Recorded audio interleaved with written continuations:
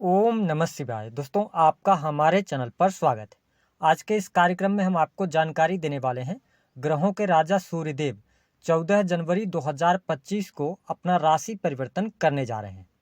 तो सूर्य के राशि परिवर्तन का मिथुन राशि वालों पर क्या प्रभाव पड़ने वाला है, सूर्यदेव आने वाले एक महीने में आपके जीवन को किस प्रकार से प्रभावित करने वाले हैं, कौन सी महत्वपूर्ण घटनाएं आपके जीवन में घटित होने वाली हैं, वह कौन सी 3 महत्वपूर्ण बातें हैं जो आपके जीवन में 100% सच साबित होने जा रही हैं, विस्तार से हम चर्चा करेंगे। तो चलिए वीडियो की शुरुआत करते हैं। उससे पहले यदि आप चैनल पर पहली बार विजिट कर रहे हैं तो चैनल को सब्सक्राइब जरूर कर लीजिएगा और वीडियो पसंद आती है तो लाइक कीजिएगा।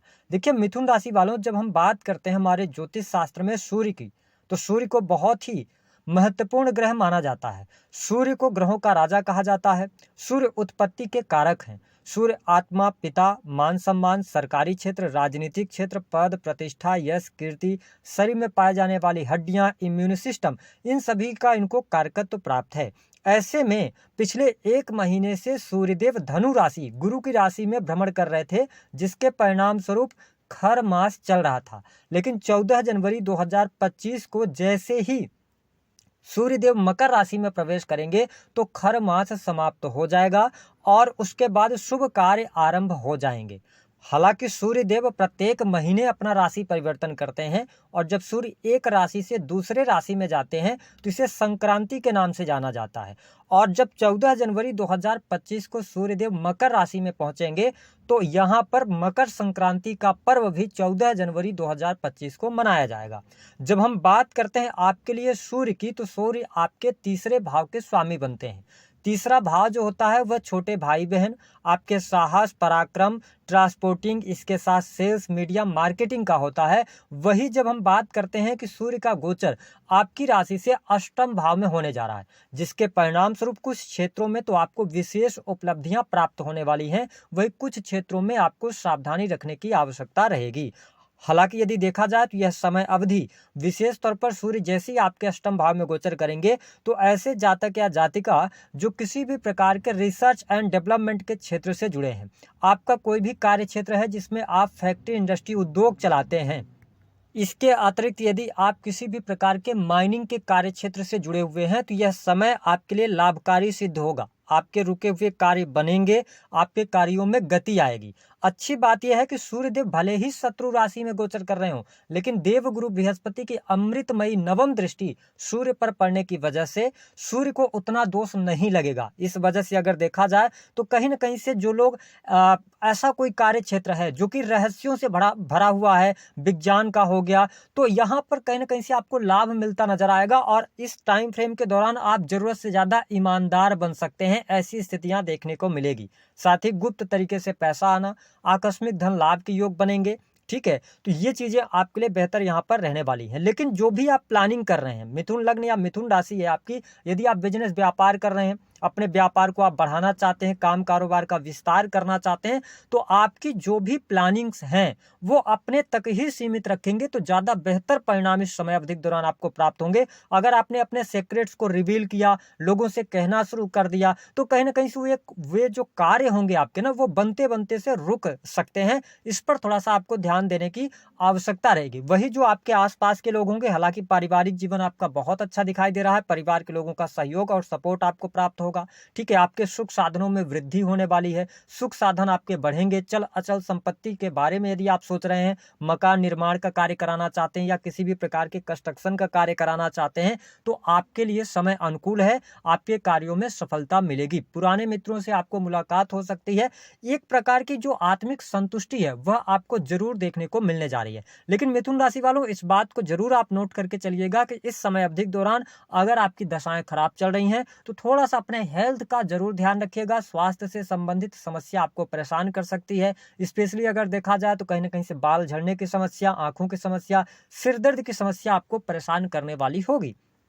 इसके साथ अगर देखा जाए तो कुछ लोग आपके आसपास के ऐसे होंगे जो लोग प्राइवेट सेक्टर के अंदर नौकरी कर रहे हैं, कार्य क्षेत्र में हैं, तो प्राइवेट सेक्टर में जो आपके करीबी लोग हैं ना, वही आपके मान सम्मान को ठेस पहुंचाने की कोशिश करेंगे या आपको आप ही की बातों में उलझाने का प्रयास करेंगे। तो अपने आप को बिल्कुल क्लियर करके आप अगर आगे बढ़ते हैं तो आपके लिए ठीक रहेगा। कुछ लोग हो सकता है कि समय अवधि के दौरान 14 जनवरी 2025 से लेकर 15 फरवरी 2025 तक का जो टाइम है, इस टाइम फ्रेम के दौरान कुछ लोग आपको या आपके करीबी लोग गलत समझ सकते हैं, तो उनकी बातों को सुनकर अपने आप को निराश करने की आवश्यकता नहीं है। हाँ, अगर शत्रु की बात करें तो शत्रु आपके ऊपर हावी होने का प्रयास तो जरूर करेंगे, लेकिन कुल मिलाकर स्थितियां आपके लिए बेहतर रहेंगी, शत्रु आपके पराजित होते नजर आएंगे। लेकिन यहाँ पर अगर आप संयुक्त परिवार में रहते हैं, आप मिथुन लग्न या मिथुन राशि के हैं, तो बड़े बुजुर्ग जो हैं, आपके दादा दादी हैं या आपके घर के बड़े बुजुर्ग हैं जो हैं, उनके साथ में थोड़ा बहुत खींचातनी या मनमुटाव होने की कहीं ना कहीं से संभावनाएं होंगी। लोग आपको शक की निगाह से देख सकते हैं, ऐसी स्थितियां बन सकती हैं। हालांकि जो लोग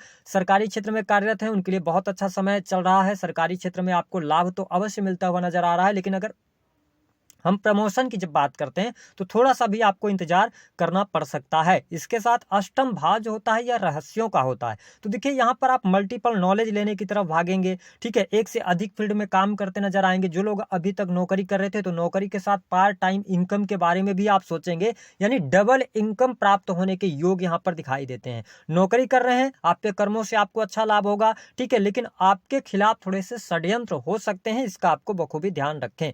मुझे इस समय अवधि के दौरान 14 जनवरी 2025 से लेकर 15 फरवरी 2025 तक कुछ अलग टाइप की सोर्स ऑफ इनकम आपकी जनरेट होते हुए दिखाई दे रही, कुछ डिफरेंट तरीके से पैसा आना, ऐसी स्थितियां बनती हैं। सेविंग्स आपकी बढ़ेगी, आपकी वाणी में ओज रहेगा, क्योंकि सूर्य की दृष्टि जो है सप्तम वो कर्क राशि पर रहेगी, है ना। तो और नियम कानून से चलने वाले लोग होंगे, अपने ऊपर खर्च करेंगे इस टाइम फ्रेम के दौरान। ठीक है, अपनों पर खर्च करेंगे तो पैसा आपका बढ़ेगा। अगर आप पैसा बहुत ज्यादा जोड़ने की तरफ जाएंगे तो थोड़ी सी प्रॉब्लम्स आ सकती हैं, इसका आप ध्यान रखें।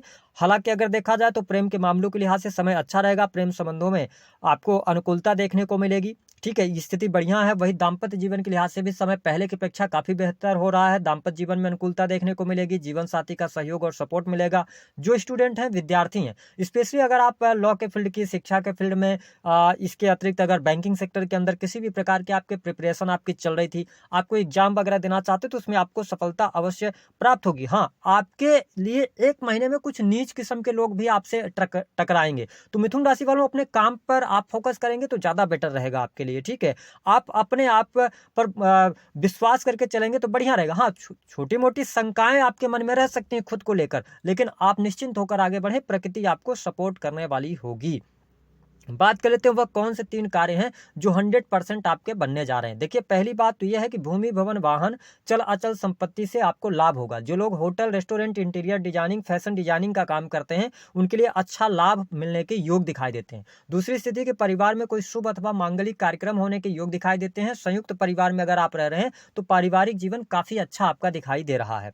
अगली स्थिति यह है कि शत्रु आपके पराजित होंगे, और साथ ही नौकरी, नई नौकरी की तलाश अगर आप कर रहे हैं तो तलाश आपकी पूर्ण हो सकती है। और साथ ही प्रमोशन वगैरह के लिए अगर आप प्रयास कर रहे हैं तो थोड़ा प्रयास को तेजी से जारी रखिएगा, आने वाले टाइम पे आपको लाभ मिल जाएगा। इसके अतिरिक्त अगर देखा जाए तो यह समय आकस्मिक धन लाभ के लिए बहुत अच्छा रहेगा। साथ ही जो लोग फैक्ट्री, इंडस्ट्री, उद्योग चला रहे हैं उनके लिए भी अच्छा रहने वाला है। माइनिंग के फील्ड से जुड़े जातकों के लिए, रिसर्च एंड डेवलपमेंट के क्षेत्र में भी आपको सफलता प्राप्त होगी। अब बात कर लेते हैं उपाय क्या करना चाहिए। देखिए, मिथुन लग्न या मिथुन राशि वालों, आपके लिए सबसे अच्छा उपाय यह रहेगा कि थोड़ा पिता के साथ में अपने संबंधों को बेहतर करने का प्रयास करें। पहला तो ये उपाय आप कर सकते हैं। दूसरा कि जो बड़े बुजुर्ग हैं उनका आप सम्मान कीजिए।